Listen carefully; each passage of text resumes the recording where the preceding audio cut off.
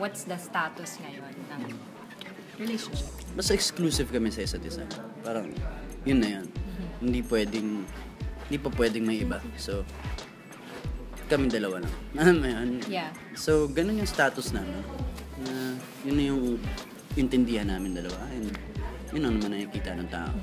Walang labels. Wala pa muna. No Basta labels exclusive yun. kami. Ganun. Exclusive kami ah. Ganun lang. Yun na. Wala naman, pero pinipressure kami ng mga tao. Hindi naman. Ano lang. Parang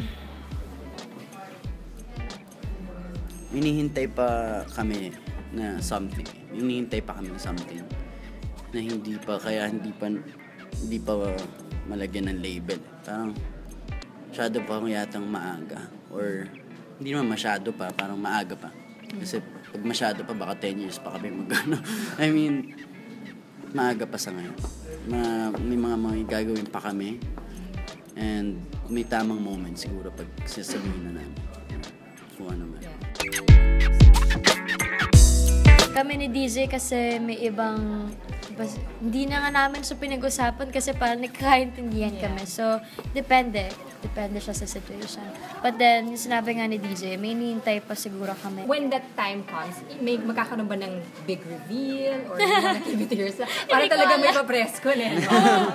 Papapresko na ko. Sa Invite ka tatay pa rin siya. Hindi,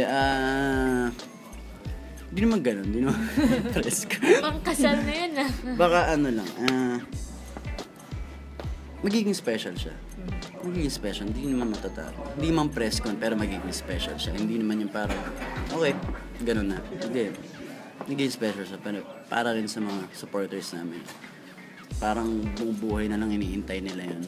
Diba? So, hindi naman natin pwede silang pabayaan.